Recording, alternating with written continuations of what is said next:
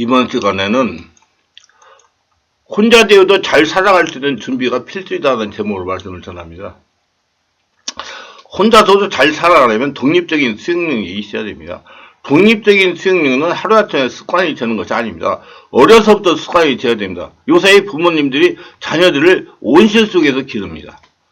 자녀의 일상 모든 것을 부모님들이 해주시며 살아갑니다. 이는 자녀들의 인생을 망치게 하는 겁니다.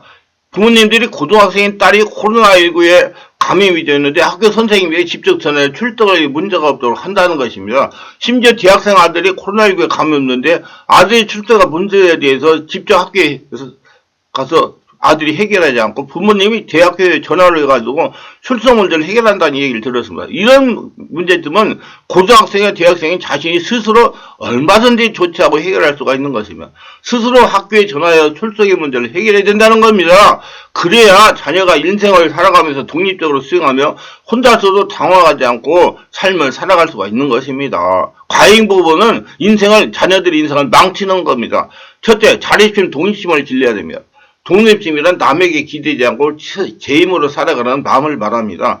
하나님께서 스스로 있는 자이십니다. 하나님은 예수를 믿고 성령을 거듭난 성도들이 독립심이 강한 자들이 되기를 원하십니다. 성경에 보면 요셉이나 다윗이나 모두 어려서부터 부모님과 떨어져 지내도록 역사하셨습니다. 모두 인척이란 아무도 없는 광야에서 혹소한 고통을 당하면서 하나님을 찾고 찾으면서 스스로 있는 자 하나님을 닮아가며 독립하며 살아가도록 하시려는 깊은 뜻입니다. 하나님은 하나님을 닮은 사람들을 통해서 세상을 하나님 나라가 되게 하십니다. 세상에서 살아가면서 하나님의 뜻을 이루는 사람이 되기 위해서 광야를 불러내가지고 스스로 있는 자로 독립하는 훈련을 시키는 것입니다. 광야 훈련을 시키는 것입니다.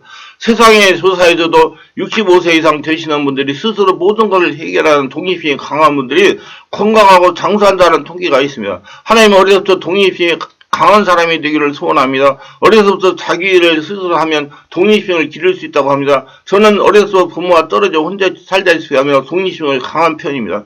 독립심을 기릅시다. 두 번째, 돈은 벌어들인 만큼만 사용해야 됩니다.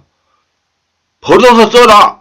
돈에 쪼들리면 혼자서 잘 살 수가 없습니다. 돈을 많이 가지기 위해서는 돈을 얼마나 버는가가 필수 조건이 아닙니다. 물론 적정수준의 돈을 버는 것이 중요한 포인트이긴 하지만은 그게 전부는 아니라는 겁니다. 가장 중요한 것은 벌어들인 수입을 어떻게 관리하려는 것입니다. 혹자들은 이렇게 생각을 합니다. 벌어봐서 한 달에 끼게봐야 300만 원 정도인데 이 돈으로 생활비, 애들 교육비 등등 차떼고 포떼면 남아있는 게 뭐 있냐고 돈 관리하냐? 그냥 남는 돈을 적당히 조금만 들면 되지. 그게 돈 관리가 아니냐? 결론부터 얘기하자면 아닙니다. 오히려 수익이 적고 나가는 돈이 많으신 분들일수록 돈 관리를 더욱 철저하게 하셔야 빠르게 목돈을 모을 수가 있고 노후를 대처할 수가 있습니다.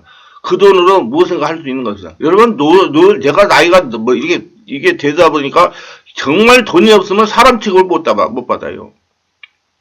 우리 젊은이들이요, 말은 그래도요, 노인을 굉장히 싫어합니다. 왜 우리 젊은이들 그 의식을 바꿔야 돼요? 진짜로. 내가 컴퓨터 학원도 가봤는데, 컴퓨터 학원 선생들이 제가 지금 나이가 70이 넘었거든요. 가서 컴퓨터 배우려고 그러니까 싫어해요. 이게 참 문제가 심각한 겁니다. 세 번째, 충동구매하지 말아야 됩니다. 한마디로 과소비하지 말라는 겁니다. 값이 싸다는 이유로 원하지도 않는 물건을 구입하지 않는 것이나 충동구매는 정신병의 한 종류로서 지나치게 쇼핑에 집착하는 증세를 말합니다. 소비 생활이 정신병으로 분류되는 것이 의아할 수가 있지만 경제적으로 많은 어려움을 줍니다. 감당할 여력이 되려면 굳이 치료에까지 안 가도 되겠지만 여력이 되지 않은 경우에는 치명적인 경제적 파탄을 초래할 수가 있습니다. 강박적 구매로도 불리는 쇼핑 중독은 쇼핑 구매에 대한 부적합하고 과다한 충동이나 집착이 있어 분별력 없이 필요하지 않은 물건을 구매하거나 자신의 경제력보다 더 많은 금액의 물건을 구매하는 경우 빈번하게 나타나는 질환입니다. 단순히 쇼핑을 많이 하는 병이라기보다 쇼핑의 충동을 스스로 조절해보자 자신이나 식구들이나 타인에게 해가 되는 병이라고 할 수가 있습니다. 한편 조울증의 조증기에 많은 분들이 물건을 지나치게 많이 구매하는 경우가 있는데 이는 쇼핑 중독과는 구분되는 현상입니다. 네 번째는 자만하지 말아라. 자만하지 말아야 혼자서 잘 살 수 있습니다. 자만은 허기의 갈증 추위보다도 더 많은 대가를 요구합니다. 자신감과 긍지가 넘치는 것은 있지만 그게 지나쳐 자만감을 갖게 되는 일이 넘치도록 없도록 해야 되겠습니다.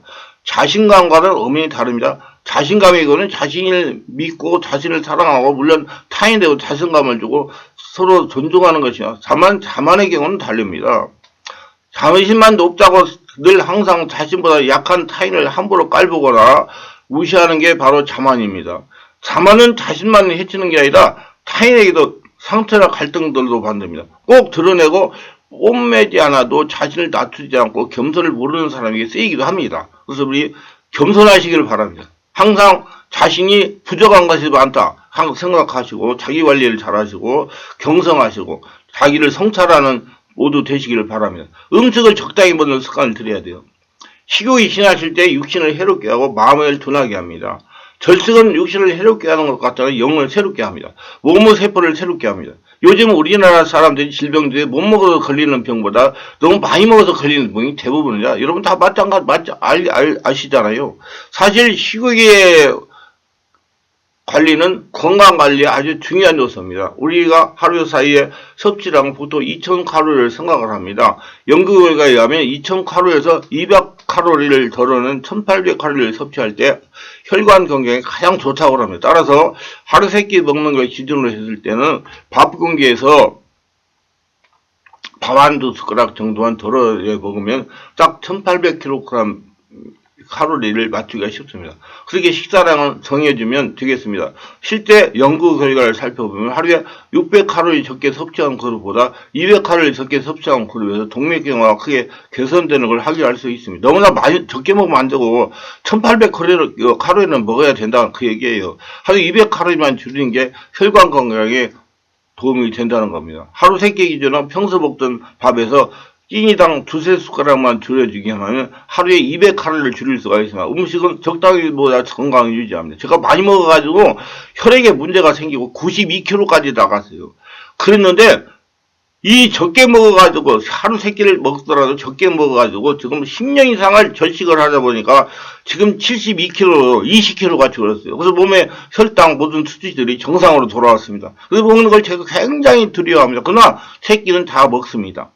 낙관적인 태도를 가집니다. 낙관적이라는 것은 미래에 벌어질 일에 대해서 희망적으로 바라본다는 뜻입니다. 예수 믿고 성령으로 거듭난 사람들의 필수입니다. 이유 없는 안일함이 아니라 이유 있는 긍정의 힘으로 우리 내면은 더 강연합니다. 낙관적인 사람은 고난에서 기회를 보고 비관적인 사람은 기회에서 고난을 본다. 윈스 처칠. 낙관적인 생각을 가지고 살아가는 사람이 심장이 안정이 되어 정신건강이 아주 좋다고 합니다. 여러분 심장이 안정이 돼야 돼요. 그래야지 정신건강이 굉장히 여러분 정신적인 문제가 있는 분들 우울증이나 공황장애 이런 분들이 심장이 약해서 오는 겁니다. 그래서 낙관적인 사고방식이 정신건강에 증진시키다고 전문가들이 말하는 겁니다. 그래서 걸어야 돼요. 움직여야 됩니다. 그래서 우울증 환자들 그런 환자들이 정신에 문제 있는 분들 걸어야 돼요. 걸어. 그래야 심장이 자꾸 좋아져가지고, 그것도 뛰고, 걷고, 뛰고, 그래서 심장을 강화시켜야 됩니다. 똑같은 일도 긍정적인 부분에 초점을 맞추려 노력하면 자신감과 적극적인 태도를 가질 수 있기 때문이다. 미래에 대한 불신이나 과거에 대한 후회로 밤잠을 설치는 일도 줄어듭니다. 비관적인 생각이 있다면 포기했을 일이 도전에 유미한 성취를 얻는 경우도 있습니다. 낙관주의 건강상 효과는 건강이 국한되지 않습니다. 낙관적인 삶의 태도가 우리 몸의 영혼, 육체, 전반적인 건강에까지 영향을 미친다고 봐야 됩니다. 실제적으로 낙관주의자의 신체가 비관자들보다 건강하다는 연구 결과가 나온 바 있어. 과거 미국 일리노이 대학교 연구팀이 45에서 85세인 성인 5,000명의 심장과 정신건강 체질 지수를 분석한 결과 낙관주의 심장 건강의 연관성을 발견했습니다. 낙관적인 그룹이 비관적인 그룹의 건강한 심장을 갖고 있을 확률이 약 2배 높았던 것입니다. 참가자들의 나이, 인종, 수입 등의 변수를 감안하더라도 결과는 다르지 않았습니다. 신체 전반의 건강도 낙관적인 그룹이 뛰어났다고 합니다. 낙관적인 그룹이 혈당과 콜레스테롤 수치가 비관적인 그룹보다 양호했던 것입니다. 여러분 자꾸 스트레스 받고 혈액이 되고 막 급하게 생각하고 공부를 잘하면 여러분 자꾸 몸에 콜레스테롤 생기고 피가 탁해져요. 육체적 활동성이 역시 낙관적으로 뛰어났다고 하면 담배를 비우는 비율도 낙관주의 그룹이 더 적었습니다. 연구팀은 이 같은 심장 건강의 차이는 사망으로 연결될 수 있다며 이번 연구는 국가가 국민들의 심장 건강을 개선하려면 심리적인 만족감을 주는 정책에 대해 신경을 써야 된다는 점을 보여주고 있다고 밝혔습니다. 낙관적인 사람이 되어야 혼자서도 잘 살 수가 있습니다. 그러면 우리는 예수님이 계시니까 모든 것이 잘 합력하여 선을 이룹니다. 낙관적으로 사셔서 건강하게 지내시기를 바랍니다. 7번째, 일을 즐기면서 살아갑니다. 일을 즐기지 못하면 혼자 잘 살 수가 없습니다. 일을 즐겨야 돼요. 즐겁게 일을 하라. 저는 그렇게 얘기합니다. 우리 성도들에게. 아니, 일을 즐겁게 해라. 내가 건강하기 때문에 일을 할 수가 있다. 직장 생활을 즐겁게 해라. 즐겁게. 즐겁게 해야 몸에 독소가 생기지 않고 좋은 마음가짐으로 피가 깨끗해져가지고 건강에 좋다. 즐겁게 해라. 즐거워야 돼요. 억지로 하지 말라는 얘기예요. 어떤 목표를 세우고 항상 실패하는 사람의 특징 중 그 일을 즐기지 못하는 한계점이 있다는 겁니다. 호흡을 하면서 일을 한다면 즐거운 겁니다. 건강하기 때문에 일을 할 수가 있으니 즐거운 겁니다. 저는 즐겁게 일을 합니다. 이거 동영상 강의를 하고 있는데 즐겁습니다. 내가 건강하고 할 수 있으니까 하는 거예요. 한번 시작하면 2시간 반씩 강의를 합니다. 그래도 뭐 하는 거예요. 무슨 일을 하든지 꾸준히 즐기면서 하는 무엇이 하나만 좋은 것 같습니다.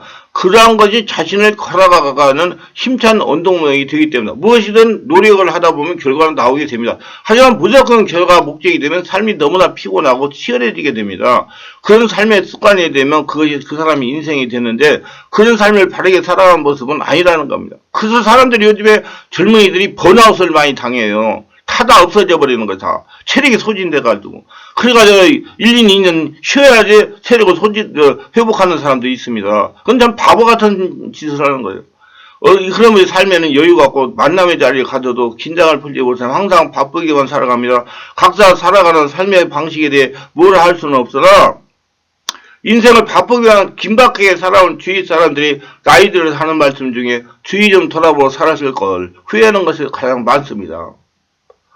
제가 병원들 다니면 그런 분들이 많아요. 좀 여유를 가지고 내 관리하면서 살았을 걸. 그래서 늦어버린 거 몸이 다 망가져버려가지고. 주위 사람들이 공간 안에 편안하게 들어올 수 있는 그런 빈자리를 비워주면 좋겠습니다. 여러분들은 시작보다 마무리를 잘하는 습관이 중요합니다. 마무리를 잘하는 사람이 되어야 혼자서 잘 살 수가 있는 겁니다. 제가 군생활하면서 체험한 바로는 중간에 낙오하는 장교들은 마무리를 못하는 장교들, 저도 그 중간에 낙오를 했지만 하나님께서 필요한 일을 주셔가지고 지금 나이 언제까지 할지 저는 건강에 허락하는 한 계속 할 거예요. 목회도 계속 할 겁니다. 목회가 뭐 정년이 있다고 그러는데 우리 교단 75세가 정년인데 계속 할 거예요. 90세 100세까지도 할 겁니다. 얼마나 좋아요. 군대 생활했으면 뭐 깨해야 60세 이내에 다 나와야 되잖아요. 저는 지금 이제 시작하고 있는 거예요. 얼마나 좋습니까? 하나님이 필요한 일을 주셔가지고 지금 전문성을 개발해가지고 이렇게 여러분들에게 지금 제 체험, 모든 전민적인 것을 누가 봐도 시비를 못 걸고 정확한 것을 체득해가지고 글을 써가지고 지금 강의를 하고 설교를 해가지고 지금 동영상을 제작해서 하지 않습니까? 이거 저는 군대 나올 때 이렇게 되라고 생각도 못했어. 근데 하나님이 하라는데 했더니 이렇게 됐어요. 여러분 마무리를 잘해야 돼요. 시작은 하는데 마무리를 못합니다. 1년이 지나도 결과물을 내놓지 못하고 그러면 자연스럽게 동기들에게 뒤처지는 거. 누구나 할 것 없이 새해가 되면 새로운 다이어리를 장만하고 거창한 계획을 세웁니다. 그저 큰맘 먹고 세우는 계획이 작심삼일이 되어버리면 곧 지나가 버립니다. 왜 그럴까요? 계획은 세웠으나 자신이 현실에 맞지 않아 보여주기 위한 계획이기 때문입니다. 계획을 세우되 지금 자신에게 가장 필요한 사항이 아닌지 먼저 파악하고 세워야 됩니다. 각종 군대에서도 마찬가지로 행정이 가져왔고 다 연말에 되면 다 내년도 사업계획을 작성을 해요. 그런데 사업계획을 작성할 때 꼭 필요한 걸 할 수 있는 것만 작성을 해야 됩니다. 그래서 예산도 그래서 예산을 국회에다 내잖아요. 그 다음은 두말할 필요 없이 끝까지 가는 실천입니다. 시작하기 전에 꼭 끝까지 마무리할 수 있는 것을 먼저 생각해 보면 좀 더 알찬 계획을 세우고 실천할 수가 있습니다. 또한 계획은 결코 장밋빛 아름다움이 아닌 땀과 노력의 결과로 얻어져야 된다는 염두에 두어야 됩니다. 결론적으로 혼자서도 잘 사는 습관이 중요합니다. 이건 어려서 습관이 돼야 돼요. 혼자 되는 건 필연적으로 되는 거. 이렇게 하려면 어려서부터 중요성을 인식해야 돼요. 혼자서 잘하는 것은 자기 자신이 실천해 나가야 하는 일이기 때문입니다. 성령의 지배와 인도를 받으면 스스로 터득하며 적용하며 실천해야 됩니다. 누가 시킨다고 하고 시키지 않는다고 하는 과업이 아닙니다. 저는 여기에서 혼자서 하고 잘 살기를 방법에 대해서 일부분을 제시했습니다. 더 많은 것들을 깨달으시고 인생을 건강하고 120세까지 성공적으로 살아가시기를 예수님으로 축원합니다. 말씀이 유익하셨다면 구독, 좋아요를 부탁합니다. 제가 설교하여 동영상을 제작 유튜브 올려 피라무더기 전파하는데 큰